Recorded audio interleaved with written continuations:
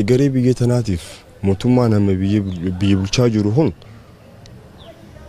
moktoota dhaabota siyaasaa hundaa wajjin waliin taa'ee dhimma egeree biyya tana ilaallatu hundaa wajjin taa'ee bifatti mari'atee jechuudha. Egereen biyya tanaa akkamitti coomsa kanatti bitiin tanya tarkaanfachuu qabdi irratti taa'ee wal mari'atee egeree biyya tanaa heeraaf seerratti hirkatee qofa bitiin tun taca'uu dandeessu. Malee akkuma isaan fedhan sanitti akka sirna dabaree sanitti deebi'ee abbaa hirrummaa sanii nitti fufa yoo jee bitiin tun karaa bittinnaa deemtii gamasiin jaa. Haga fulbaanatti heerri mootummaa isaaf kanneen mootummaan kun biyyattii tan itti fufee gama heeraatiin bulchuu danda'u. Kanaaf sanbooda immoo eenyumtuu ta'e hayyoonni Oromoo ta'e dhaabbileen siyaasaa Oromoo kan jirtu guutummaatti ta'e dhaabbileen siyaasaa akka Itoophiyaatti illee jiran guutuutti ta'e waliin mootummaa kanaa wajjin waan seera qabeessa lafa kaayyatan itti ce'umsa itti aanu akkamitti waliin bulchanii seera qabeessa gama ta'e tokkoon lafa kaayyachuu yoo kan danda'an ta'e ta'anii mareetanii waan sagalti kan murtaa'e yoo ta'e waan bareedaa. Mootummaan ana qofaatu beekaa osoo hin ta'in anaatu siif beekaa dhiisee anaatu siif murteessaa dhiisee hayyoota biyyattiin qabdu. Beeytoota keessaa fi alaan hayyoota gurguddaa jira. Kanneen yoo wajjin mari'atee biyyattii tana fuulduratti akkamitti of naqajuu irratti. Yooniif immoo akka carraa ta'ee tiyya qofaan hin deema. Hajoo yoo ta'e mootummaan waliin achi cahuun ni ulfaata. Jiraatotni godina Wallagga Lixaanaa Gimbii humnootni nageenyaa mootummaa dararaa cimaan irratti raawwataa jiru jedhan. Jiraatotni OMN fi yaada isaanii kennuun mootummaan qabsoon fuulduratti fidne yeroo gabaabaa keessatti uummata cunqursuutti seenuun waan hin mallee jedhanii jiru. Waajjirri nageenyaa Gimbii garuu komii jiraatota haalee jira. Taganya Daaqaa dabalata qaba.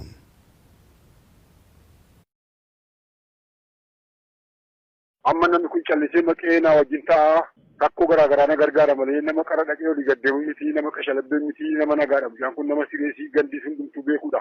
Amma inni kun guyyaa gaafa 18 sana waraanuma mootummaa kanaatiin qabame. Bichaa kana dugda dubatti cabsanii dhanii amma sa'aatii kudhaa keessaa sa'aatii tokkotti achi tursan heddii achi tursanii booddee warri kaan akka odeeffannoo fudhateetti gimbiitti bahennaan gimbiitti abaachuu dhabuudhaaf immoo lafti bari'an jedhu bichaa kana naannoon moona kootii fuullee kusaa jedhamu keessatti rasaasaan ajjeesaniitii achi bushan. Guyyaa gaafa sana maal rakkootu jira naannoo sana sababa ka'umsa kanaa kan ta'u. Waraanumatu nu darabee mootummaan kun kan hin gadhiise waraanatu guutuu addana jira. Gadi baanee ol lixuus hin dandeenyu ijoolleen qara qaxxaamuu hin dandeessu. Sodaataa jirra wanta balleessinisii jiru gaafa sana maaliyyuu ammayyuu ta'anii mana gaddaa keessatti firooti koofi'anii amma ammayyuu doorsifamaa jirra. Kami kun maanni simboostanii eenyu dararaa jira.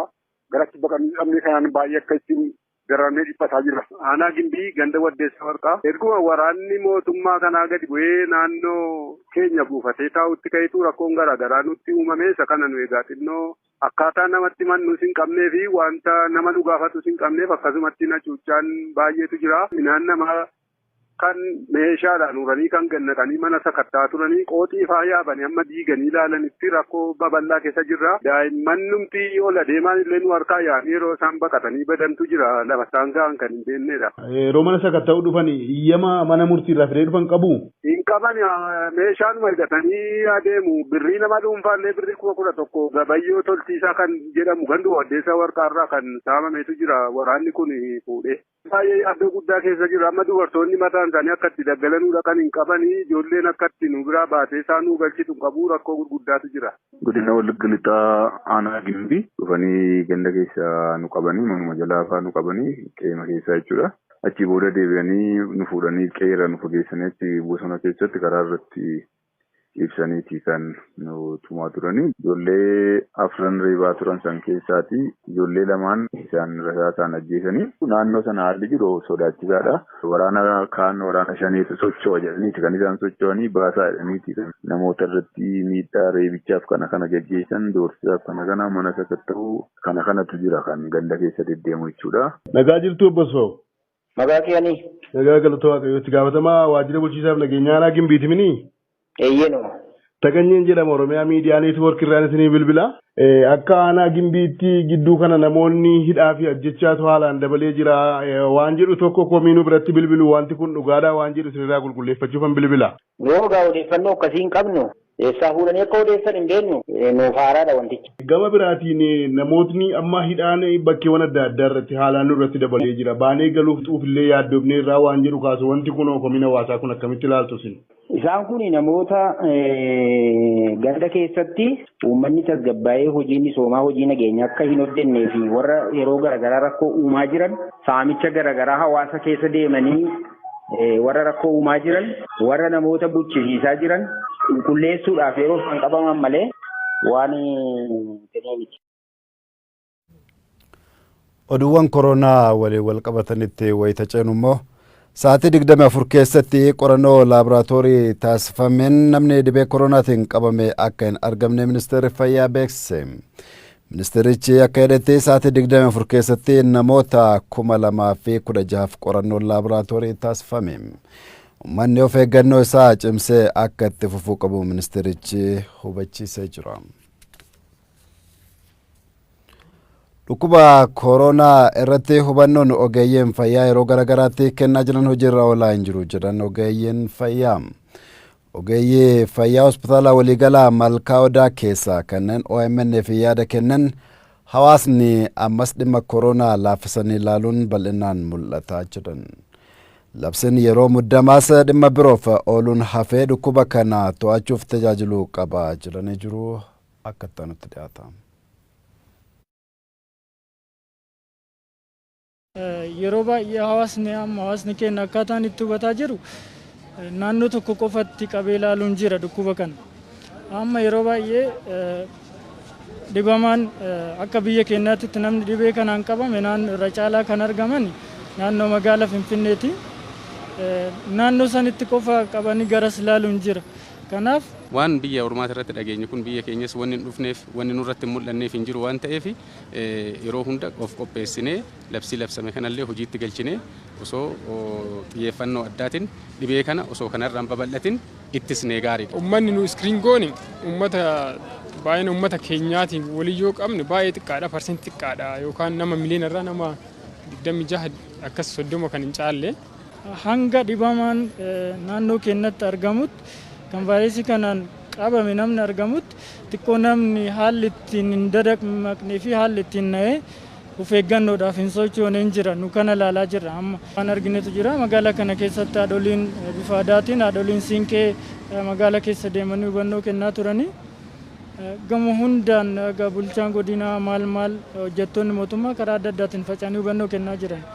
Garuu hubannoon sana amma namni guutumaan hojiirra oolchaa hin jiru. Wanti nama sodaachisu hubannoo san sirriitti hojiirra oolchaa hin jiru. Namoota 10,000 tilmaamu iskiriin goonee yoo keeziin 100 jiraate keeziin sanii oli akka jirutti bakka garaagaraatti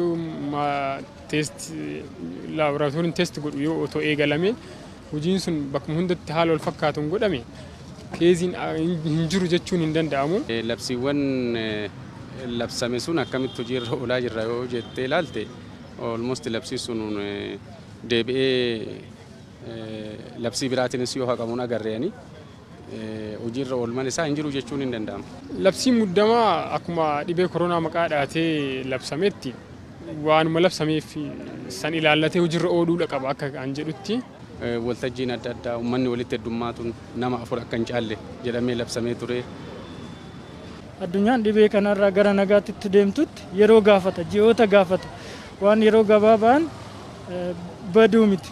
Tatamsa'inni isaa ammallee sa'aatii kanatti biyyoota adda addaarraa biyyoota arabaarraa namni karaa adda addaatiin gara biyyaa seenaa jira. Kun ammallee nama sodaachisa.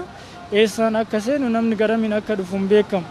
Kanaaf dhibee kanaaf ammallee shakkii guddaa gochuu qaba jechuudha hawaasa. Yoo xiqqaate torbeedhuma tokko torbeedhuma lama osoo hojiirra oolee ilaallamee yeroo silaa namoonni shakkamanii iddoo turmaata yeroo yookaan isolation centerii qophaa'e sun feeziin sun torbeen lamaan sun atleast aga darbitutti kan eeggamu ta'e waan baay'ee hir'isuu danda'a.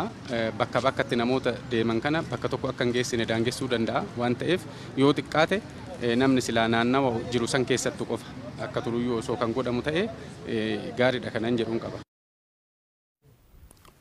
Oduu xumuraatiin addunyaa irratti lakkoofsi namoota dhibee koronaan qabamanii miiliyoona 3.4 caalee jira. Lakkoofsi namoota dhibee kanaan lubbuu isaanii dhabanis naannawaa 240,040 gahee jira. Kanneen keessaa 65,700 caalaan Ameerikaatti kan lubbuun isaanii darbe. Kanneen keessaa 65,700 caalaan Ameerikaatti kan lubbuu isaanii darbe. Xaaliyaanitti lakkoofsi namoota lubbuu isaanii dhabanii 28,200 caalee jira. Biriitaaniyaatti 27,500 kan caalan dhibee koronaan lubbuu isaanii wayita dhaban. Ispeenitti 24,800 kan caalutu lubbuu isaanii dhabe. Lakkoofsi namoota Faransaayitti dhibee koronaan lubbuu isaanii dhabanii immoo 24,500 darbee jira. Egaa kabajamtoota daawwattoota OMN oduun sa'aatii kanaa kan hangamaa ture sagantaaleen OMN afanitti oofuu daawwadha.